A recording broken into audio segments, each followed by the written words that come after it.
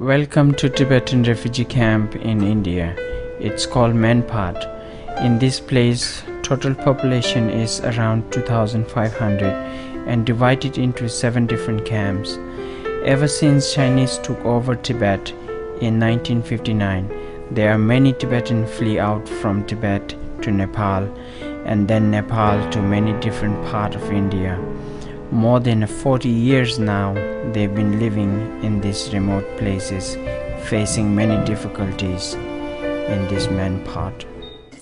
I was 16 years old when Chinese took over our country, and I have to flee out from Tibet to India as a refugee, and it was very difficult on the way, without food, proper place to stay. And now it is almost 40-something years in Mainpat, in this very remote place, not knowing the language and not having any skill, and all this time trying to manage and trying to survive. They live on some grains here, some rices which they keep, and they live on this. Not doing any business, they don't have any business. Only agriculture, a little tiny land, they put the grain there, rice or wheat or anything that grows, and they bring it back here. And then they grows all these vegetables here. Vegetables. They leave it for the dry, and then they make the curries. And let me go here. Keeps the water here, and these are the rooms.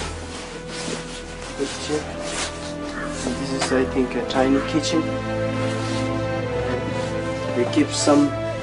Look at this: jam, butter, and pickles. I guess that's all they have. What do you think? Can you live with this? 80 years old Doji Rinchen and Rinzin Tamo, 84 years old. This is their son Kamatenzin, married, has 5 children, and he was suffering from the liver disease. After I left the camp, I heard that he died. Look at the face, they suffer a lot, but they still pray for all living beings. And all these little tiny children needs education here. We need the support. This man, along with his wife and their 13 children, mostly rely on small plot of land that they cultivate for survival in this refugee camp. This is another Tibetan woman. Her name is Shichok. I guess she's alone here, and she's being facing lots of difficulty with the sickness. I think she have a ophthalmic problem here. I first met Sechok in December 2002. She was alone, weak, sick, and looking for help. Sechok died in July 2005. She was 77 years old. According to the local doctor, she died of heart condition, but her family said that she had elements of lung and abdomen. One of the leading causes of death in Mainpat is medical malpractice.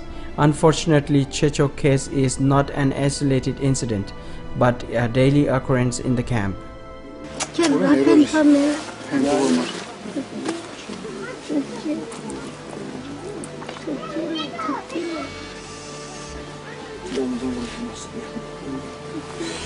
My sister died last week. You did the cremation ceremony. Thank you for doing that. My husband always sick.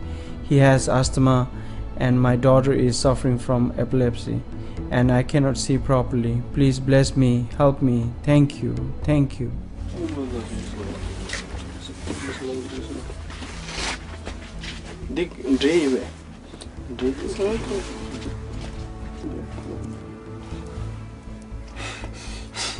Oh yeah, another guy living alone, doesn't have anybody.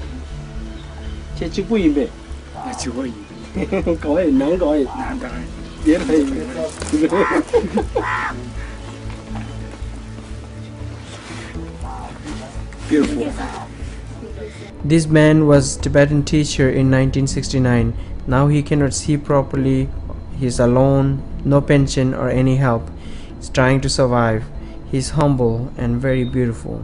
This is Punsok and his wife. They have 5 children, all are boys. They face many difficulties in their life.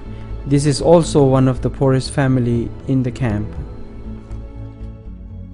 Thank you so much. You have come to see us, and thank you very much for building monastery and helping us in this remote place. Thank you, thank you, thank you. Be happy, okay? Try to be happy. Being born as a human being, that's very precious. Who knows, I am also running around like this. I may die now or tomorrow. Everything is impermanent. And then we have the Dharma. You chant Om Mani Padme Hum. That's very precious. There are many people who are very unfortunate not having the Dharma to accumulate the merit. That you are very fortunate, okay? I will do my best to help you out.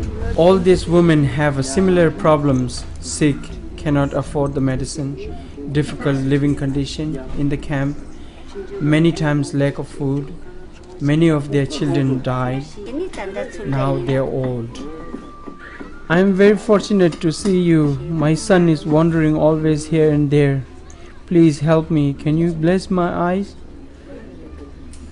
You don't go on chasing your son. Don't worry. You did very good job. You raised them. Now your duty is over.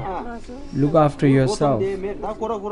Rest. Relax your mind. Be prepared for your death. Pray and meditate.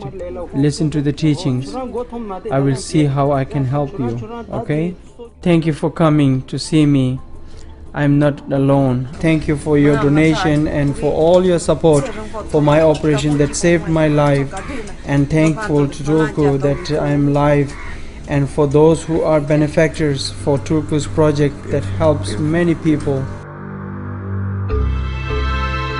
When you see some part of the Tibetan refugee camps today, it looks like a little Tibet.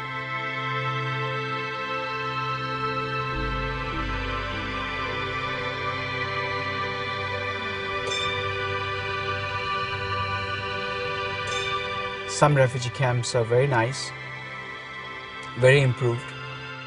Some refugee camps are poor, have nothing, barely have food to survive. They had no proper running waters, no proper road. Even after 50 years, they've been living in that place. Living in exile, trying to survive in this low altitude, where you have to face with all kinds of viruses, tuberculosis, to hepatitis, to malaria, to all these things that are not exist in Tibet. And these people are born in Tibet actually. And even all these years, for the last 50 years, they're trying to survive.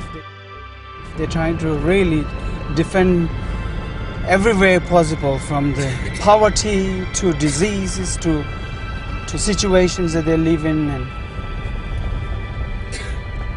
it's very sad to see each time you go into their home, and the only thing they're doing is they're trying to survive.